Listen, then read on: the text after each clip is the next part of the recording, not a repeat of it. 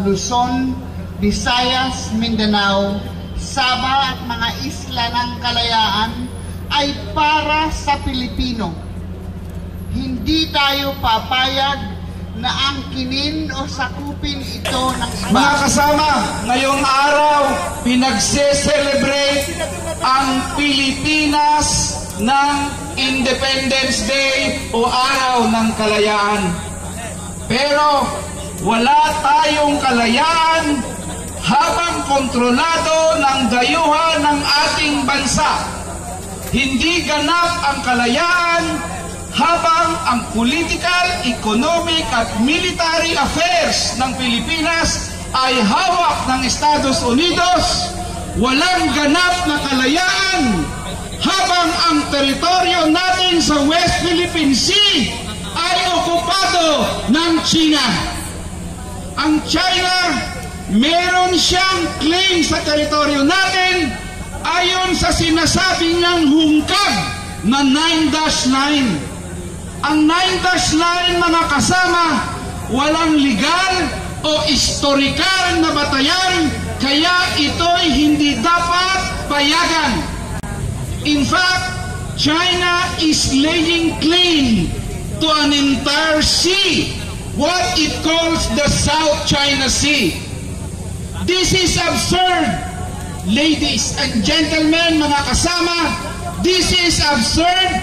No country in the world shall be allowed occupational rights and territorial rights to an entire sea. Huwag din natin kalimutan at dapat rin singilin ang illegal na mga transaksyon ng China dito mismo sa Pilipinas.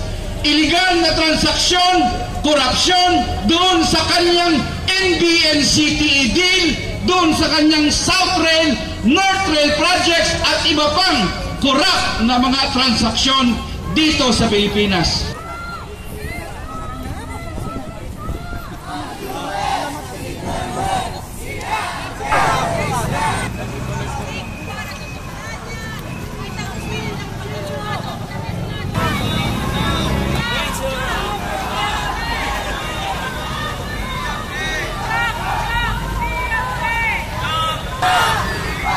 Dapat lahat ng Pilipino alam ang issue na ito.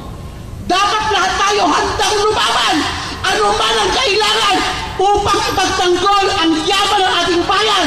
Itsura nila, ang kakapal ng mga fest nila, mga walang hiyang mga magnanakaw, hindi marunong respeto.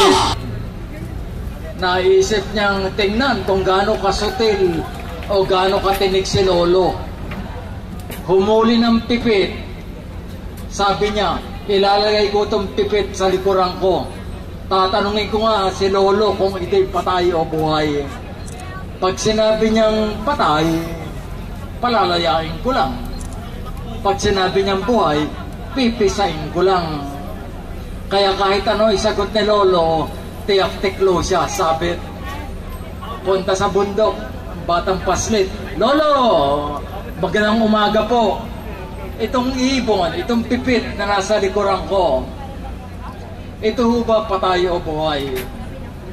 Nag-isip ng sandali si Lolo at ang sagot, anak, ang kasasagutan ay nasa iyong mga kamay. The answer is in your hands.